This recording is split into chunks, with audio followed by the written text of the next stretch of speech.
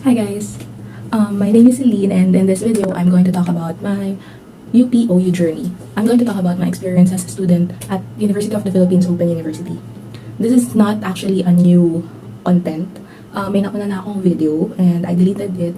I deleted some of my previously published videos kasi na-OC ako sa ilaw.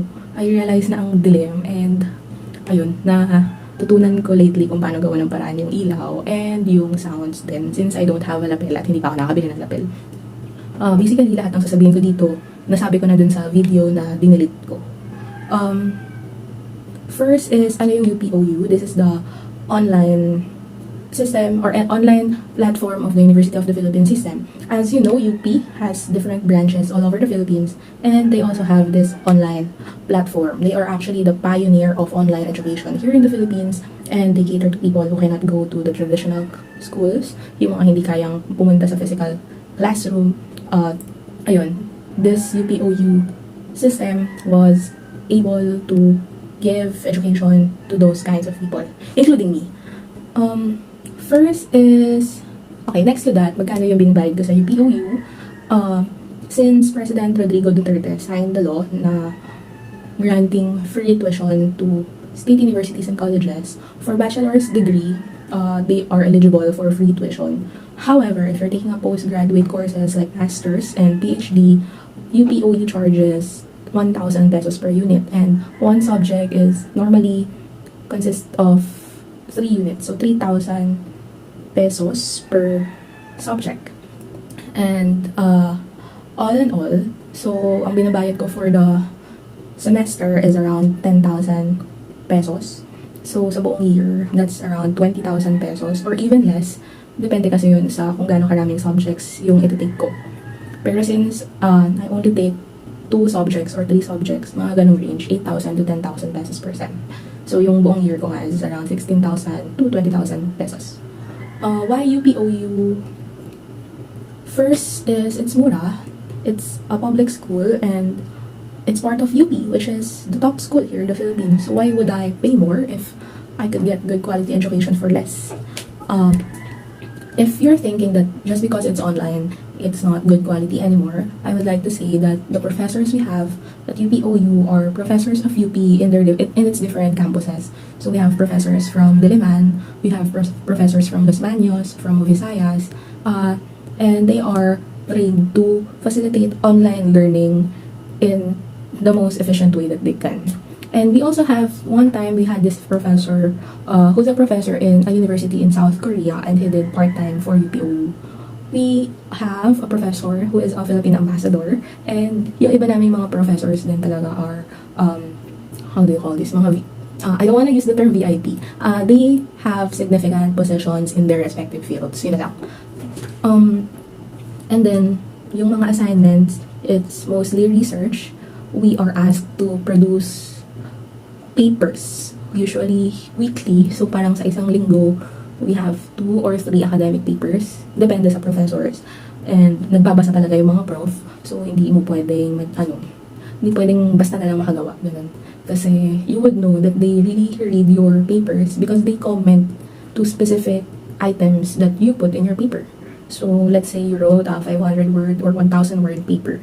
Makikita mo na the professor would really point out things that he agrees or disagrees with in your paper, and then there are some professors who are kind enough to ask you to revise your paper if he thinks that he is not satisfied with your answer.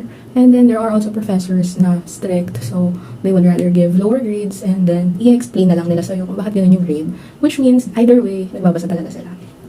And then at UPOU, we also have access to journals. If you're gonna buy access to these journals, if you're not a UPOU student, talagang mahal yun. It's really expensive to get subscription to journals. And these journals are necessary in order to facilitate research. You cannot just research nang nagbe-base ka lang sa internet. That's not research. You have to read a lot of books, a lot of papers, a lot of publications.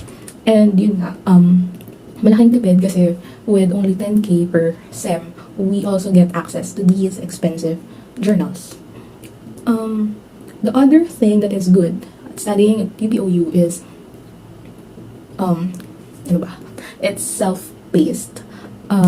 But the subjects here have strict deadlines. So It's self-paced in a way na, like me, I work night shift. So, hindi naman feasible talaga sa akin na magkaroon ng same schedule with most of my classmates. Kasi, magkakaiba kami ng schedule. We also have classmates who are OFWs and international students based abroad. So, magkakaiba talaga kami lahat ng oras. And, with UPOU, we're able to get quality education without going to school at our own time. Pero yun nga, as I said, strict yung deadlines. So, bahala ka kung anong time of the day mo magagawa yung assignments mo. Basta, maipasa mo yung mga weekly deadlines of assignments. But, that's also the struggle we have here at UPOU. Because we also have group projects, group assignments. And as I've said, magkakaiba kami ng oras. So, it's a challenge na mapagsama-sama mo yung buong group to discuss. Sometimes, I think with other groups, kasi with my experience, mga naging group ko, we try as much as possible to set up a Zoom meeting para mapagkasunduan namin yung mga responsibilities namin dun sa project. I don't know if it works for other groups, maybe sa ibang groups, emails na lang, ganun, kung mahirap talagang mag-set up ng live na Zoom meeting. Another struggle is, may times talagang nakakatamad siyang gawin. Lalo na if you're really tired with work. And that's for me, I also live alone. So, I have a full-time job. I also have a part-time job. And then, I also live alone. I don't have a maid. So, I have to do all of those things na pagsabay-sabay ko yung full-time and yung part-time job, and at the same time, keep the household in order. Keep the house in order and do my assignments and beat the deadlines. Ayun. And then, may times din na my emotions are really so overwhelming. I just get to stare at the ceiling, gano'n. Parang wala na nangyayari sa buhay ko. No matter how much I try to tell myself to do things. I get so caught up with my emotions. Pero that is not a reason naman for me not to do it. Nagagawa ko pa rin naman.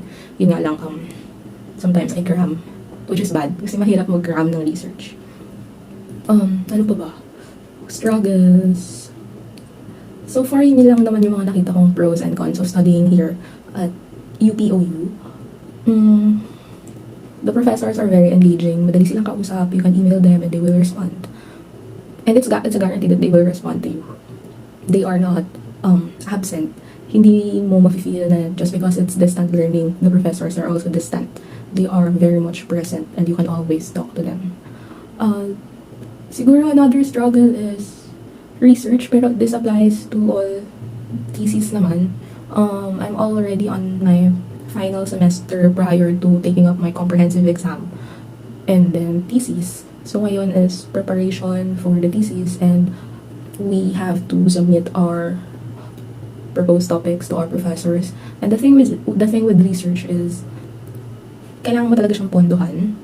It's sobrang mura na nung school kumpara sa private schools. But then ang research kasi talaga, you need effort, you need time, and you need money. But if you can get a grant, then that would be good. May mga organizations, companies, institutions that are offering grants. And just to set things clear, when a research is funded by an institution, it does not follow that the research or the results of your research should be in favor to them. They fund this research, of course, they also have their own agenda. Pero most likely, kung bakit din nila pinupuntuhan yung research mo is, even if it turns out bad, even if it would expose the lack or mga kakulangan sa system nila or the industry that you're researching about, this would help them to improve whatever their product is, their system is. Yun. So, hindi dapat isipin ng tao na just because your research is funded by a certain company, pro ka na rin sa company na yun. And then, of course, when you do the research and then it's funded, you have to disclose that. Yun. Pero mahirap makahanap ng funds for research. Mahirap makahanap ng grants kasi these grants are very limited. So, it's a very competitive thing to do. Hindi ko pa alam kung paano ko pupuntuhan yung research ko. Yun. And thank you for listening. Wala naman ako na-discuss dito na bago. Lahat na na-discuss ko na sa old video. Na-OC lang talaga ako kasi ang dilim pala ng video. So, yun. Anyway, thank you and have a great day. Bye.